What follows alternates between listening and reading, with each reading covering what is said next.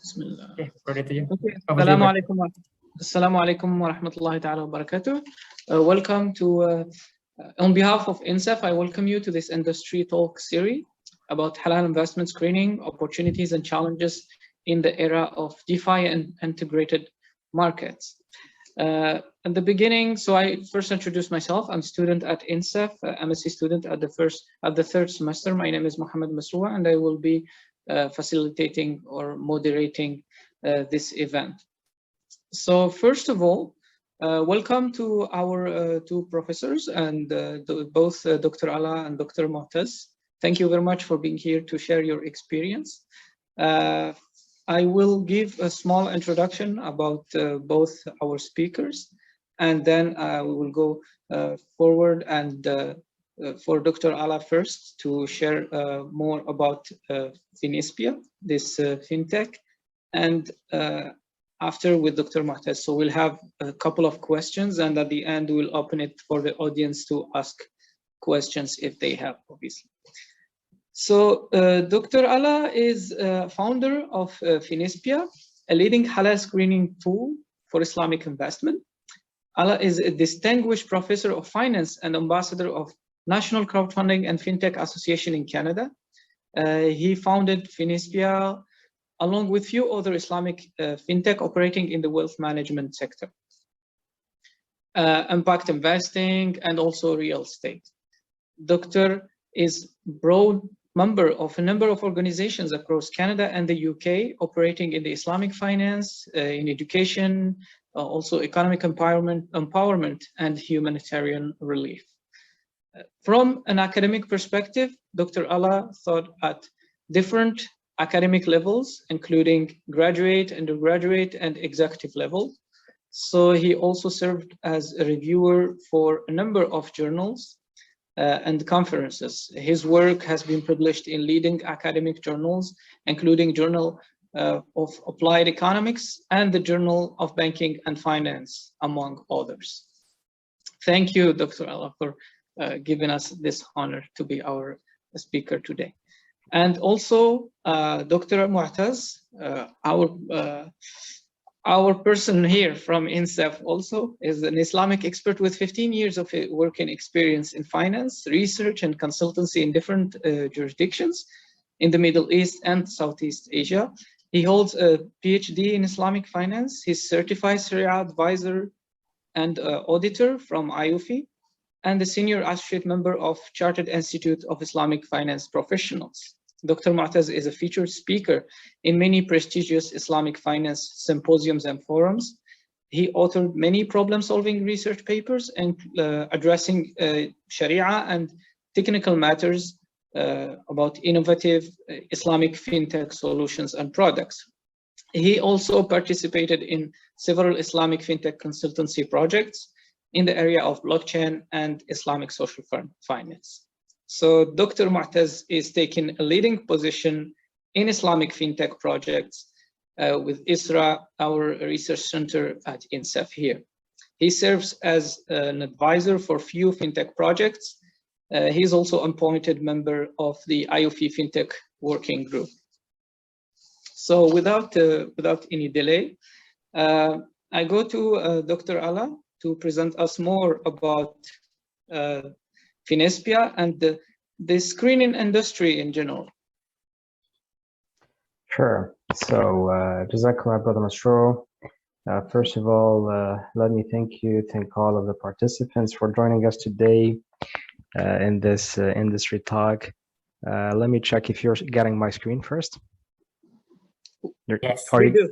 Awesome, yes. Awesome. That's really great. So, Dr. Ala, just to precise, what time it is currently there?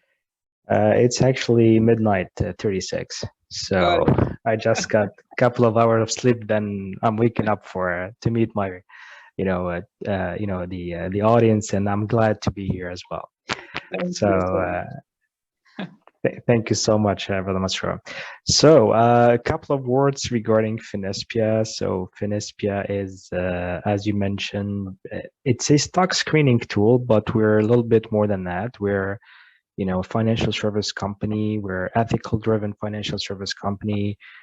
with the mission to accelerate the Islamic fintech industry. So some of our customers, as I mentioned, are startups, Muslim startups, willing to integrate into the the wealth management, or willing to provide robo advisory, whatever. So we have this B2B segments. Basically, what we're offering for them, we're offering them is investment screening. This is our main product. But also we're having a couple of more products that we're gonna talk on related to the financing segments, including our consumer we are authorized distributor for IFIN, which is a consumer financing solutions, and Finiscash, which is a trade financing solutions. So we've been voted on 2020 most reliable Islamic fintech in North America. According to the UK Global Brand Magazine, so far we're having more than 10,000 users in more than 40 countries. Malaysia is number 4, so most of them are in US, Canada, the UK, but also there is Malaysia, and the number 5 is India. So yeah, I mean, that's a little bit where are we acting and present. The main product, as you mentioned, is the stock screening solution. So basically the stock screening solution, this is the only one providing whether a stock is halal or not, based on 5 mainstream investment methodologies, including the AYUFI one. So we cover 90 stock exchange, more than 80,000 stocks, one of the most, largest universe, let's say, and a lot of functionality. I don't want to go into the details. I'll just keep it very, general in the beginning. But yeah, that's a little bit what we're offering. Again, we're also serving the business, the Muslim startups. So basically, including with our API or research reports that we're providing for trading portal, robo advisory company. We're also having a white label solutions for those who would like to launch their stock screener, and especially some of our customers are mutual funds. We're also having Finispia for institutions, which is like the bulk screening. So you can screen like the whole market, you can screen the whole indices, and you can screen the whole funds, and usually those are asset manager, portfolio manager, family offices that are taking this product. So so that's what I need to cover for our screening solutions. A couple of minutes just to cover our working capital solution, or what we call the trade financing solution. Basically, the trade financing solution is just trying to help company use or leverage their unused cash. Okay. So, and our second, I'll just keep it, we'd like to keep it shorter, then I can get the questions if any. And then the IFIN, it's not our solutions, we are just authorized distributors. So IFIN, those are our colleagues from the UK. It's a consumer financing solution. You can see it as the halal version of buy now, pay later solutions. So we're just having we are authorized to distribute the solutions in North America, including Canada and the US. Finispia team, we're having like myself, there is 4 more on that. The strategic advisor that includes Thomas Piotto and Graham Walkers. This is for the Finiscash solutions. And for Finispia, for the stock screening, there is Dr. Isam, Chicago-based, who is the managing director of British Petroleum Corporate Venture Capital. And IFIN, this is the founder, so Dr. Shahar Abbas and Dr. Anwar Gaddoum, and they are serving as strategic advisor for the IFIN solutions. So this is in a nutshell the presentations of Finispia. When it comes to the opportunities with Finispia, Basically, we're offering some franchise for the Eastern Asian market right now for the Finis Cash solution. So anyone interested here in the audience, obviously, we can have a talk on that. Also, there is the Finis PS Screener. We're offering white label. This is for whatever you are. Finis PF Institute, that's a new product launching soon, which is online. It's just an education center for Islamic finance learner, let's say. We're working on educational centers and we're looking for instructors for free online courses. So you can see it as a MOOC, a massive open online course. And so far we signed agreement with a couple of professors, but also we're still looking for professor instructor that would like to join us. And we have a couple of research projects, including maybe NSAFE. We start discussion with some of the professors as well regarding token screening and the Halal ESG. So those are the couple of research and development projects, and we're open for any collaboration on those aspects as well. So that's the contact informations, and I'm just stopping here for any questions or for any comments. Yes, sure. Thank you. Thank you very much. Thank you for the presentation. Definitely, we had to understand what's Finispia and some other products. Maybe I would like, in this case, to start with one question regarding actually opportunities for, because majority of our audience are INSEF students and alumni. So what can be the opportunities with Finispia for collaboration either with INSEF students or research collaboration, maybe business opportunities also? Sure. Awesome. So I think we have like 3 axes that we can work on them. Number 1 is the research and development. So we have like a vision right now to to just develop a white paper on the token screening. There are a couple of initiatives in there. However, we're putting some some fundings for this project. So we're happy to collaborate with any professors that would like to launch into that that space, the token screening in general. And there is also another project, research project, which is for the Halal ESG.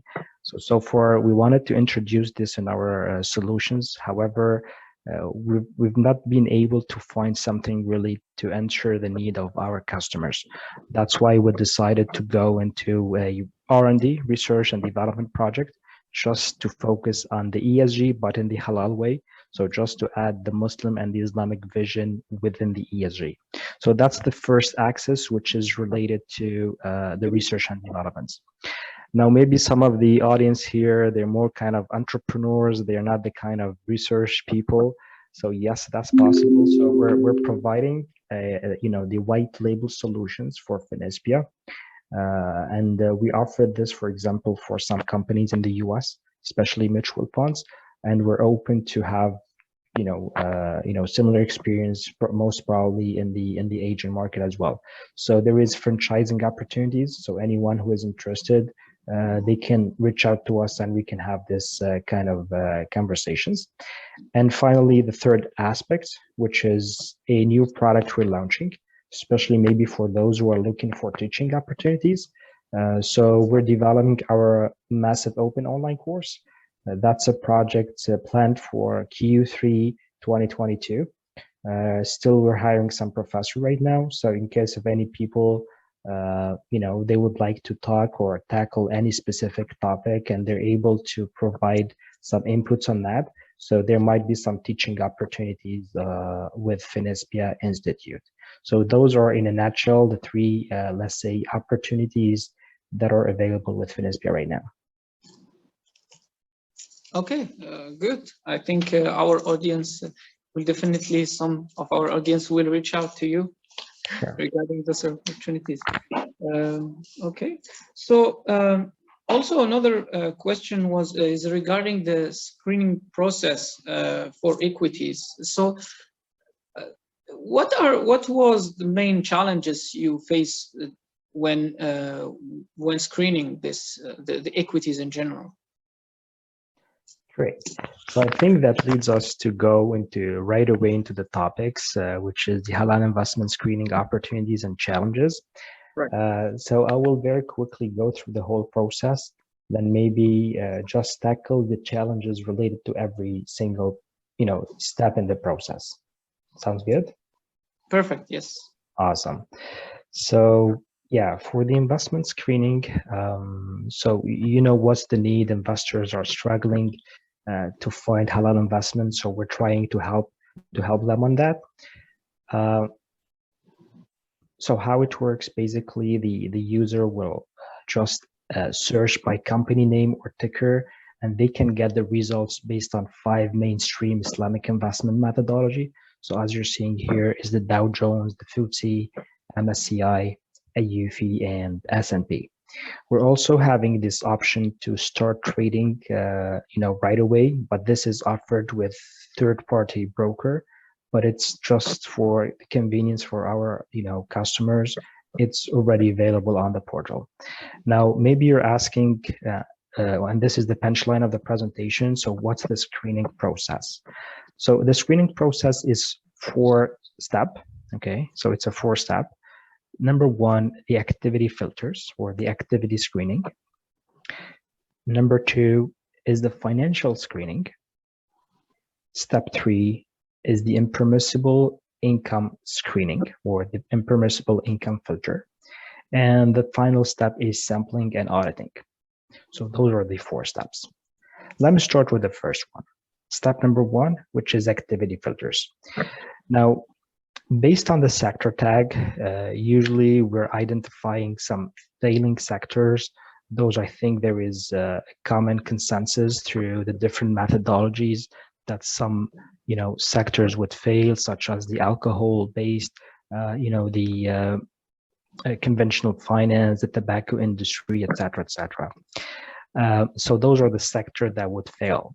Now, there are some sectors that are doubtful, and I think this is where is the first challenge. So the first challenge is with those doubtful sector. Just to cite few here, broadcasting, cable, and TVs, for us, this is a doubtful sector. So, depending on what the company, so for example, I'm taking here Netflix as an example. So Netflix for us is doubtful because we're not sure about all of the content that is broadcasting through the network. Same thing for entertainment. You can make the difference between halal entertainment and non-halal entertainment. So that's why by default, this sector is set as doubtful until we can go to further analysis. Same for recreational activities, restaurants. Restaurants, it depends whether it's on a Muslim country or not, whether the restaurant is serving impermissible products such as pork, wine, etc. So this one is also one of the sector that is doubtful. And also sometimes some companies would mention or would tag themselves with no sector. So that's for us something doubtful as well. We need to go and check the companies in details, what they're doing. So just to cite some of the challenges within the first step. So would you like to get a question right away, or would you like to keep it to the end? Let's keep, at least we are sure to cover all our content, and then definitely we give the audience some time to ask questions. Awesome, that's great. So those are the doubtful sector, as we mentioned. Now moving to the second step in the screening process, which is the financial screens. So the financial screens, it depends really on the methodology. So as we mentioned, we're covering 5 methodologies: Dow Jones, FTSE, MSCI, AUFI, and S&P. So every single methodology has its own thresholds for level, for liquidity, and for cash and interest-bearing securities. Now, the main issue with that, and I can tell you, tons of questions are coming from the audience regarding how that level can vary from one standard to another. So we're having this question so often. So the users are saying, for example, how comes, for example, Facebook, let's say, debt level This is not for Facebook, but just for example, how come this company is offering 32% at that level according to FTSE, and according to Dow Jones, it's just 6%. Right. Usually an average user would not go into the details. So that's why they ask these questions. Now you can expect why there is a difference here between that level, but it's very different from one methodology to another. So obviously you can see the difference. It's because it's not calculated in the same way. So for example, for FTSE, we're gonna get the level of debt and divide it by the total assets. Okay, as opposed to Dow Jones, for example, where we're getting the debt level and we're dividing this with the market cap. So this details is really confusing for a lot of users and makes a lot of confusions, and we're trying to make it clear. We're trying to educate our users. We're trying to educate the different people involved in the investing industries with those differences. For us, that's not a problem. That's more kind of diversity into the opinions, but just we need to deal with that.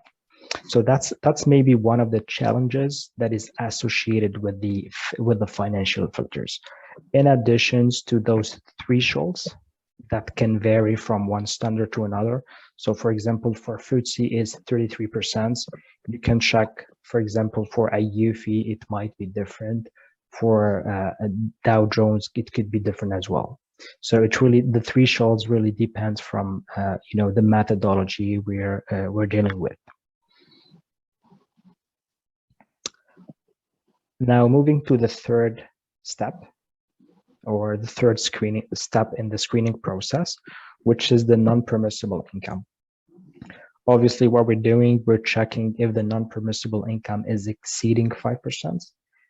If it's exceeding 5%, obviously the stock would fail. Now, the problem is sometimes we lack the data, and in that case, we're just setting this as doubtful.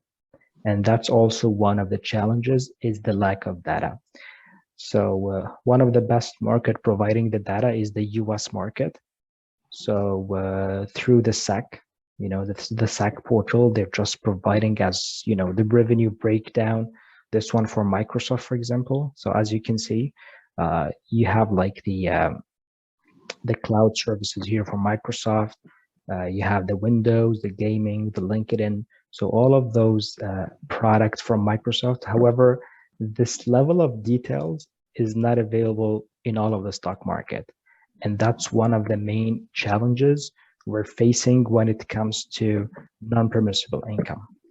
Now, if we're not having this data, or there is any doubt, obviously we're gonna just tag the stock as doubtful.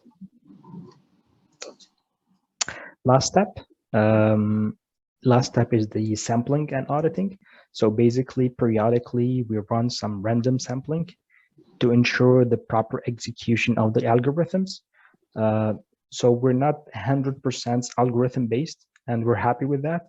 We also do this, once in a while. We just go and try to provide some sampling, just to check at least once a year. Go and check just to make sure that the algorithms are working well and there is nothing really wrong with what we're doing. So yeah, so that's a little bit when it comes to stock screening. Okay. So, yeah, thank you for you definitely have detailed all the steps, which is very transparent and very good for both the customers, I guess, and also for researchers to understand how Finistia works. So which market are you covering currently? So currently we cover 90 stock exchange, more than 90 stock exchange. So we're covering like the main markets. So almost all of the markets, I mean, as long as there is a stock exchange in that countries, we're covering this. So I think our service provider is doing a very good job providing data for more than 90 stock exchange. Yes, that's quite challenging to get all this data, I guess. Yeah, that's right. As I mentioned, the level of disclosure, it's not the same from one country to another. And that's what makes our work a little bit more challenging with some of the stock exchange that are not, for example, disclosing the revenue breakdown of the company, et cetera, et cetera. And that's what makes the task a little bit more challenging. Now, what we do if there is a lack of data, so we're just setting the stock as doubtful. So you're gonna find more doubtful stock in less developed market than the already, the major market, like in the US, in Canada, UK, Malaysia, I think they're doing great in terms of disclosure, but some markets less developed, we're still challenged. It's still challenging to have all of the information. So sometimes the decision is just set as doubtful to do not be misleading our users. Okay.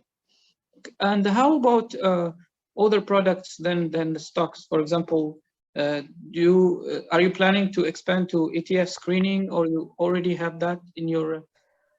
Yeah, that's really good questions. We launched the ETF screener like last year, Okay. or at the end of 2020, so almost 2 years right now. It's the same process. So basically, but we're just asking the user to upload the details. When we're saying details, we're asking the users to upload the constituents, because basically getting the ETF constituents is one of the most challenging part, and that's what makes the product a little bit expensive. So that's why we're not into that space. We're not getting the ETF constituents because if we're getting this, the product will be too expensive. So that's why right now we're just asking, say, if you would like to screen ABC funds, so just you need to provide us with the constituents for ABC funds, and we can provide a review based on the 5 Islamic investment methodology, then provide you a report. It's a la carte kind of report. So that's a little bit when it comes to ETF. And again, sorry? Basically, it's customized. Yeah, it's customized. It depends on which ETF. I think there is more than 40,000 ETF worldwide. The cost is really crazy if we're getting like the ETF constituents. So the product would be not affordable. So that's why we're just keeping like the constituents to our user. They're just uploading this. However, we're providing the ETF screener with our Finispe for institutions, which is our version for the P2B, for mutual funds, for family offices, etc. So the data will be coming with this product, with those products, but not for the retails. So that's basically the main challenge with the ETF screener. Okay, good. So, and maybe in this line also, you have talked earlier about the token screening, right? The white paper you're working on in token screening. Can you give us like a little bit of introduction? Because, with all what's happening with cryptocurrencies, and today the spotlight is definitely on this area. So we're definitely interested into this also. Yeah, great. I mean, the research on the token screening is very preliminary. What I can tell you on the agenda is just to figure out a way, kind of taxonomy, how to classify the tokens. Right now, we're classifying them into 9 tokens, 9 types of tokens, or 9 families of tokens. And every single family of tokens, let's say, it has its own screening criteria. So the challenge right now with the token screening, it's to find the data provider that is able to feed our or to answer our questions when it comes to every single category. Some of the categories, for example, there is the security token.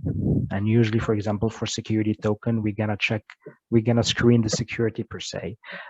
Some of the tokens family, for example, there is the marketplace tokens.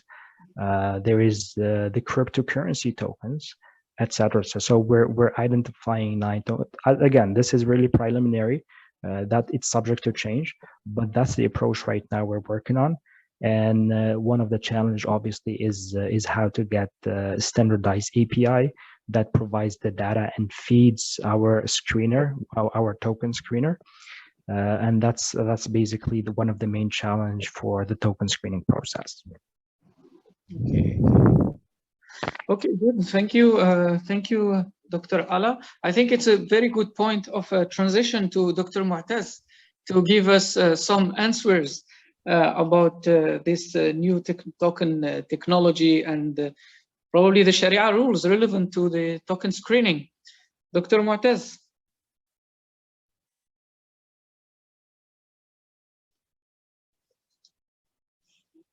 Dr. Mu'taz, are you with us?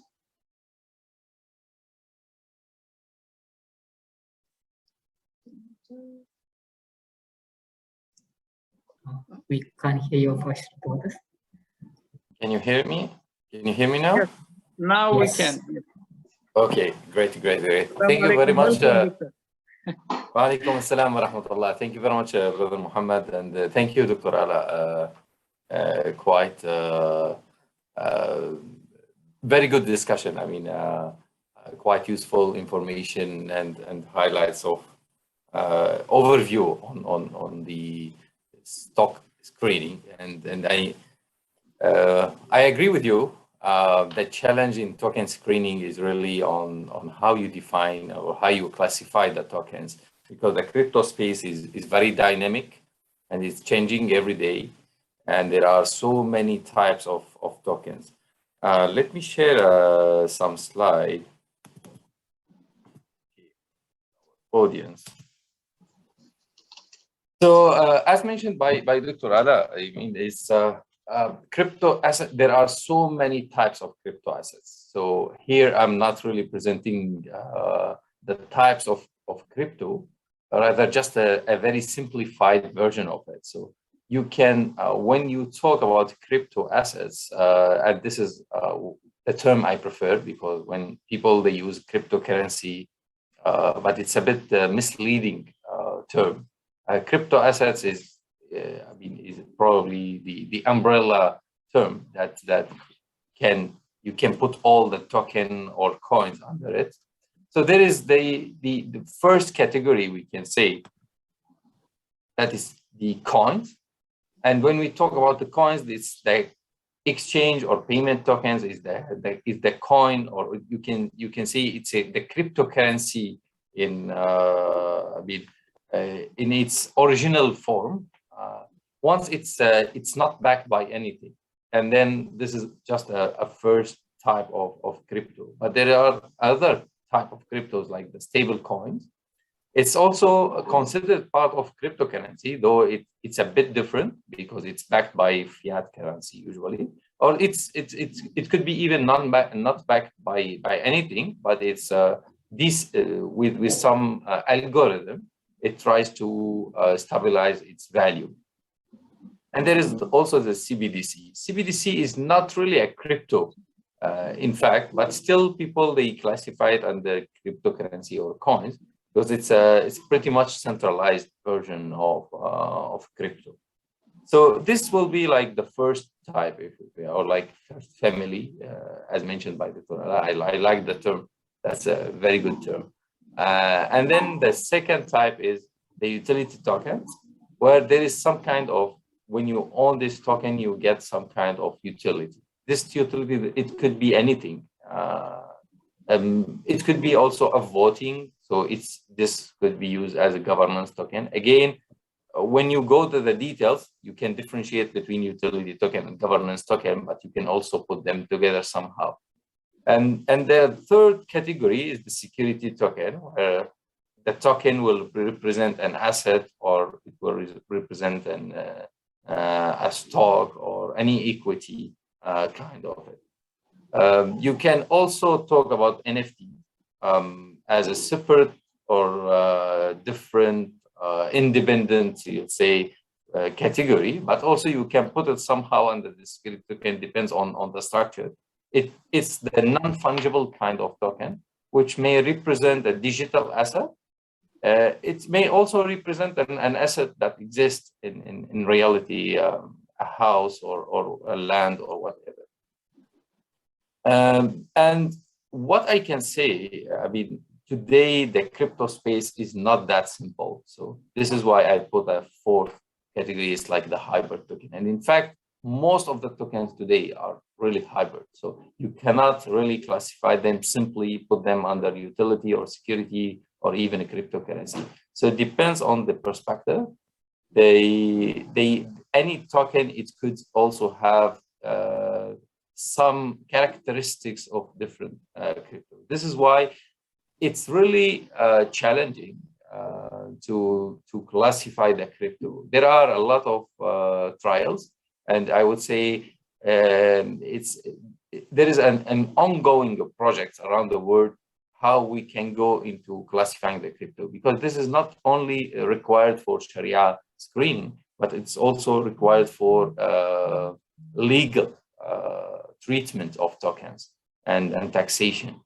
So there are complex matrices today to classify crypto, but it's still, I would say, pretty much work on progress. And it depends on the objective of it. So this is where it is a bit challenging to come up with, I would say, a standardized way of crypto or token screening. But of course, we can at least set some kind of general steps, and then you can apply them depending on the type of crypto. So before talking about this kind of steps, let's just go through some of the Sharia ruling, or basically the key Sharia ruling which could be applied or relevant to this. Here is just an overview of what is going on. Yeah, and it's important just to understand also the size of this market. So when we are talking about, for example, the decentralized or the decentralized financing, the DeFi space. This is just, I took from DeFi Pulse, today a screenshot. So the total value locked, it's over $74 billion. And this is not, in fact, all the DeFi space. So this is just a part of it. So we are not talking about a small market anymore. It's almost a mainstream. Crypto is coming to be part and parcel of the finance space. So what are the key relevant Sharia principles that we apply? So I would say the first thing we need to keep in mind that the original rule in Sharia, this is the legal maxim, original rule of something is the permissibility. So when we talk about transactions, when we are talking about mu'amalat, so we are talking about the original position is the permissibility. So when we say this is something impermissible, then we need to justify. So we need to keep this in mind. And then we need also to keep in mind that the protection of wealth is part of, partial of, a key, in fact, a key Sharia objective, maqasid Sharia. And this is where, though the original position is permissibility, it's very important for us when we're talking about Sharia screening is to consider the consequences. So this is where we don't, sometimes we may restrict the permissibility, and this is especially when we are talking about the regulated, because the consequences are more negative. And for this also, scholars, they establish a legal maxim of this. So we call it dar al-mafasid awla min jalb al-maqasid. That's avoiding evils as a priority over bringing goods. So if we are in, so though Sharia pretty much, in fact, encourage innovation, when we talk about the original position is permissibility. So there is a room for innovation. You can innovate whatever, and it will be permissible unless proven otherwise. So there is a room for innovation. But at the same time, when we consider the consequences, we need also to get the balance, because anything we do, usually it will have a pros and cons. This is normal in any business, right?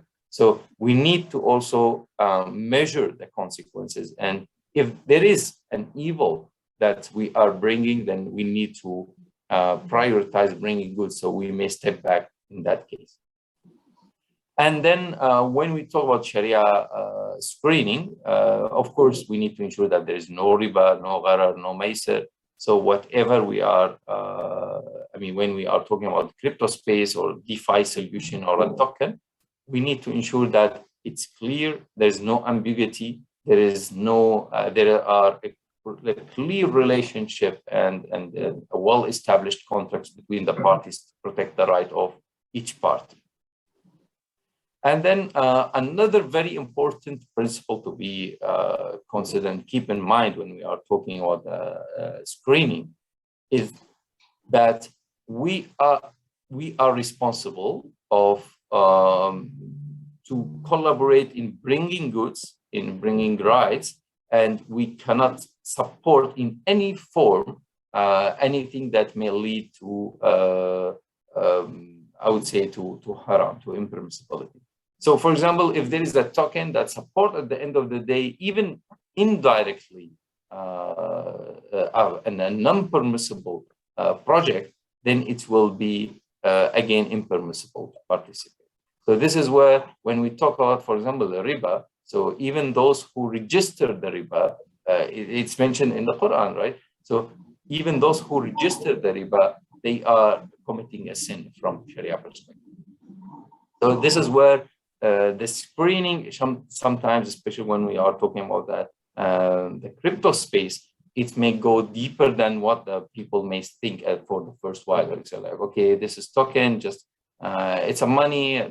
We don't care about whatever project behind because it's not an equity. No, sometimes we need to consider this because we cannot help anything that would lead to impermissibility. And then another ruling or principle that we need to establish here is regarding the money. And here, when we talk about cryptocurrency, this become very, very important, because what is money? There are differences in opinion, and I would say it's still unsettled matter. At least from collective ijtihad perspective, still there is no collective ijtihad on this from AUFI or YC Fiqh Academy or those majma'. But it's a work in progress. The majma' hold 2 symposiums, and I'm expecting something toward the end of this year. But I would say generally we can say money is what is considered in convention, in custom, so and accepted by the people. So there is no clear-cut money in Islam. So when the Prophet came, sallallahu alaihi wasallam, didn't say like this is the money, and we cannot accept anything else. Even in the Quran, there is no specific. Though gold and silvers, they have a well-established position in Sharia as a money. We treat them as a money, but it's open space. And in fact, the Prophet ﷺ didn't mint any coin in specific. He used whatever available coins at that time. So not to complicate the matters, let's just go to some overview on things to be considered when we are talking about crypto screening. And of course, this is, is still, I would say, we can still accept differences in opinion in this, because it's not like stock screening. There are no well-established methodologies. You cannot say, as mentioned by Dr. Ala, for example, when we talk about stock screening, there are methodologies like AOFI, FTSE, or et cetera, et cetera. So there are methodologies you can choose from. But when we are talking about token or crypto screening, there are not yet any well-established screen. So it just, there are a few scholars, they have some opinions, but it's still an open space for differences in opinion. So these things or these aspects or steps are just my suggestions and my point of view, and I would be happy to discuss about them. So for me, the first thing to start with is legitimacy, because when we talk about crypto and token, we find a lot of deception in the market, because it's pretty much unregulated market. So people may use this opportunity and misuse this opportunity. And there was reports about fake tokens even, and deception, all of this. So for me, we need to consider this as a first step. So the first step when we do screening, we need to establish that this token is legitimate. The team exists somewhere. There are a minimum requirement on this to build our opinion on solid ground. So we need to check legitimacy. And then the second thing to consider is to have sound governance framework. When we look carefully into the space, I mean, we don't have time to go into details, but when we talk about crypto token or whatever, it's not like one way. Although cryptos are decentralized by design, or supposed to be decentralized, but it could be very much centralized at the same time. So let's say, for example, the stable coin. If it's backed by fiat currencies, claim to be backed by fiat currency, who is checking this? Who is checking, for example, that this USDT or whatever stable coin is really backed by fiat currency? If the issuer is claiming that they have 100% coverage for this one, we need to have some kind of governance framework. They need to have, similar to any bank, or they need to have a third-party auditor or something like this to ensure that their claim is applicable. And if it is decentralized, then we also need to ensure that there are some governance framework that ensure that the issuer cannot technically manipulate the issuance, cannot go over, for example, issue more token or more cryptocurrencies without people recognizing this. So we need to have a governance framework. So we need to check this also to approve that this token is solid. Then we go to the third level, that's to look into the project behind this token and the business activities. So we need to look into this, and we ensure that it is Sharia compliant. So the project behind the crypto shall be Sharia compliant. A fourth level is to look into the nature of token, because different tokens may have different Sharia ruling. So if the token is a security token, then a similar screening, similar to the stock screening, is applied, right? So we go to all the steps mentioned by Dr. Ala. And then if the token is generating a return, let's say there are some kind of staking, or there are auto-generating of a new token. So we need also to ensure that there is no riba.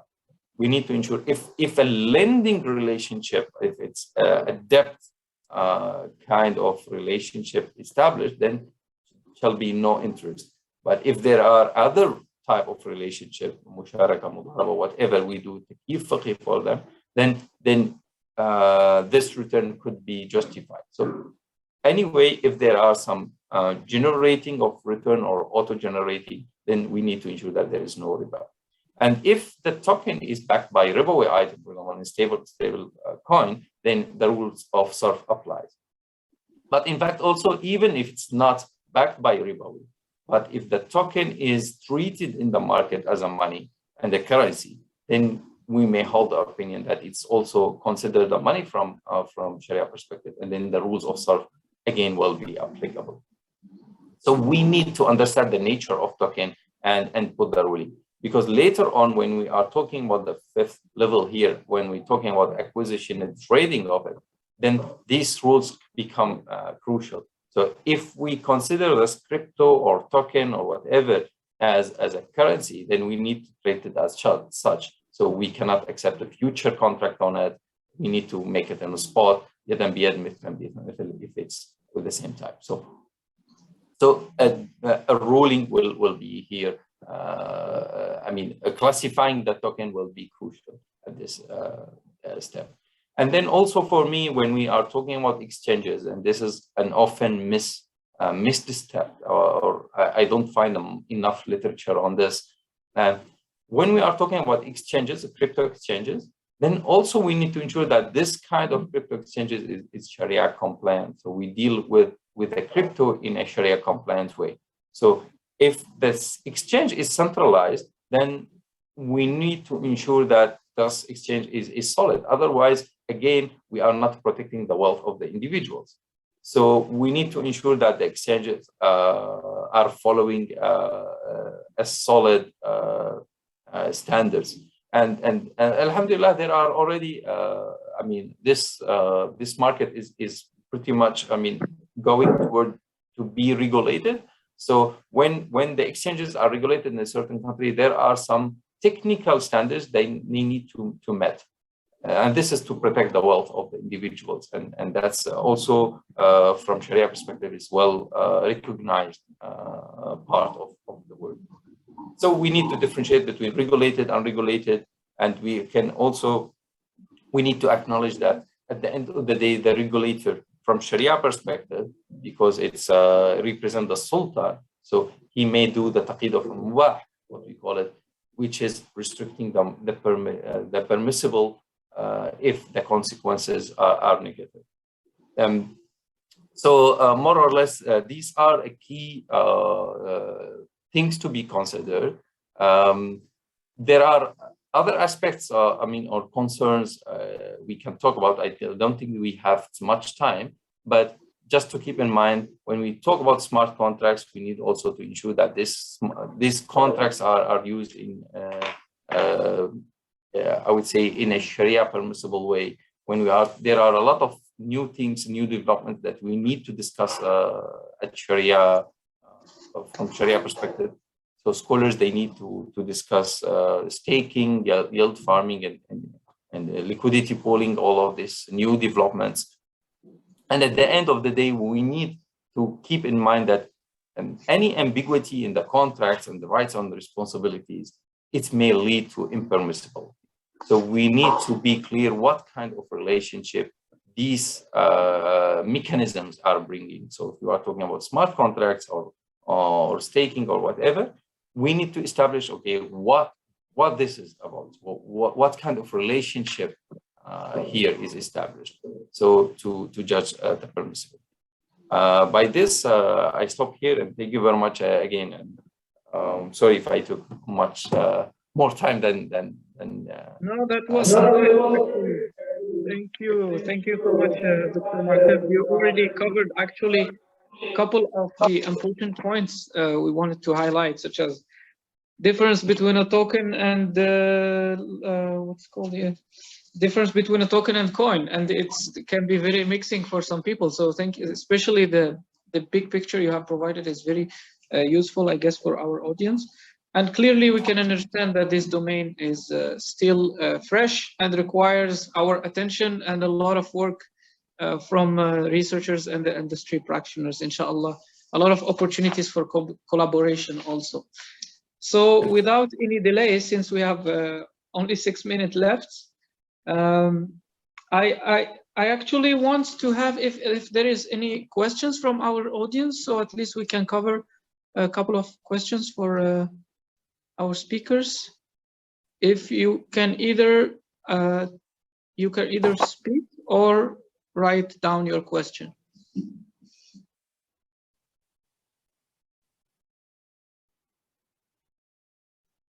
I just have a quick question. Yes, please. Do you have some kind of a elevator speech in which that we can explain to people which part of the crypto is halal and which part is not? So I guess only have can you repeat your question, brother, please? Yeah, just do you have some kind of elevator speech, like 1-2 minutes explanations on which one is a crypto that is halal and which one is haram and why? Yeah, but just 2 minutes. Sometimes I got questions like that. Got you. So, Dr. Mu'taz, do we have that verdict on some of the cryptos? Can we give that? I would prefer to give a bit an example because I might be biased somehow. Good. Yeah, but I think you can okay, I can give a general without specifying a name, but we can say there are tokens that their project is really DeFi token, and their project is really pretty much interest based. That's based on lending with interest, pretty much similar to the conventional lending in a centralized way, but it's in crypto space. So these will be pretty much straightforward screen out. Okay. Yes, so those ones will, I think someone has to close his mic. It's giving an echo. Okay, good. So yeah. Yeah. Okay. So for me, I mean, we need, in fact, we need to step into this space, and we need to say this is permissible, this is unpermissible. But I mean, if we look to the current developments, and as I mentioned, there are a few fatwas from scholars, but there are no collective ijtihad or standard at the global level on the crypto side of it. So this is why it's a bit difficult to go into also the screening and to go, for example, and discuss whether staking is halal or not. There are very limited literature on this and discussion because we are still depending on the cryptocurrency concept itself. So this is a bit an area that it needs and requires more attention from all scholars. But as I mentioned, I think things will be accelerating very fast, inshallah. Inshallah. So do you see it going like on a case-by-case basis, or because the variety is quite important and the tokens are really very different? So are we going in that direction where we will have to look at each one of the tokens and provide an opinion about it, or we're going to go into the direction of defining parameters, general parameters, and then we go into something similar to what we are doing in stock screening, basically? I think it will take us some time until we can standardize the parameters. For the first level, I think we have no option other than go token by token. But at the end of the day, there will be some parameters to be considered. This is what I always support collective ijtihad in these matters. This is why at personal level, I don't prefer to disclose an opinion directly in a public because we will mention only one or two, and then we say why you highlighted those as permissible or impermissible, and you left everything else. But we are working on it. Even Isra, and as part of what we are doing, we are doing research on this. We are doing research on smart contract from Sharia perspective. We almost finalized a fundamental research will be published soon on this matter. And we published before some research on the crypto side, and we had also, I mean, myself and a few other scholars participate in the last OIC Academy Symposium. There are research with a pretty much very detailed opinion on what parameters to be considered, but it's still presented at the symposium of OIC Academy, and where scholars are debating on these parameters, what to be considered. Because you can debate, for example, what level of responsibility you may consider. Similar to what happened to the stock screening. In fact, it was not an easy journey until we reached to this today. And still we find 5 methodologies or something. And Dr. Ala even mentioned the challenge and how it could be different because the calculation is different, right? So there are differences on opinion, but at least we reached that space after a huge and long journey of discussions among the scholars. So we need to initiate these kind of discussions at the moment. Inshallah. Okay, good. Any other questions before we close our meeting?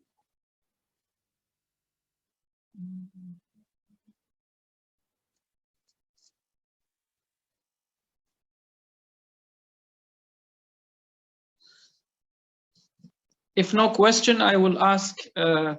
Well, I will ask first Dr. Ala. Well, thank you very much because I know it's 1:30 right now in Canada in the morning. So we kept you wake up until this time. So we highly appreciate your time and thank you very much for putting yourself available. No, maybe my pleasure. any last thought you want to share with us? Yeah, like final thoughts. Thank you so much for everyone assisting today. Thanks, Dr. Martez, for the presentations. What I can just mention here, Finispia, we're also having, as I mentioned, our projects for token screenings like white paper. So we're open for any researcher that would like to join the team or they have a say on that. So that's something we're open to. In addition to, as I mentioned, the initiatives that we're launching, which is the educational center that is open for researchers or for professionals that would like to join this movements also. So we're very open to any kind of collaboration. And as I mentioned, you can reach out to us at info@finispia.com. Inshallah. Thank you very much again. And I asked Dr. Mu'taz also. Anything to tell us, Dr. Mu'taz, before we finish? Thank you very much. I just wanted to thank you and I appreciate also the initiative of Dr. Ala and inviting everyone to taking this responsibility because this is a fard kifaya. We need at least one Muslim to step up and initiate a project on this. And alhamdulillah, there are a couple of initiatives. And I'm glad to hear that Finispia also is stepping into this space. And inshallah, we will collaborate together, inshallah. Inshallah. I have a question. Yes, please.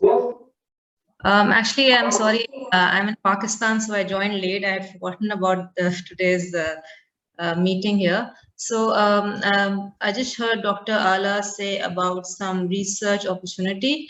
I don't know much details. I mean, I did not really understand what kind of person you require. But maybe if you can write down your email on the chat, so I can get back to you, get back to Dr. Ala. Sure. So my email is just the company email. It's info@finispia.com. It's just on the chat box. All right. Thank you. You're very welcome. Thank you. Okay, very good. Jazakumullah khairan. Thank you very much for today.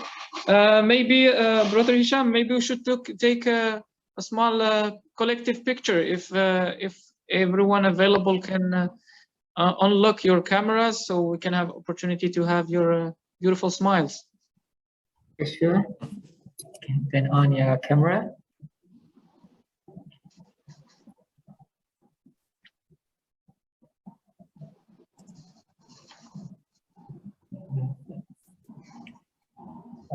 Okay.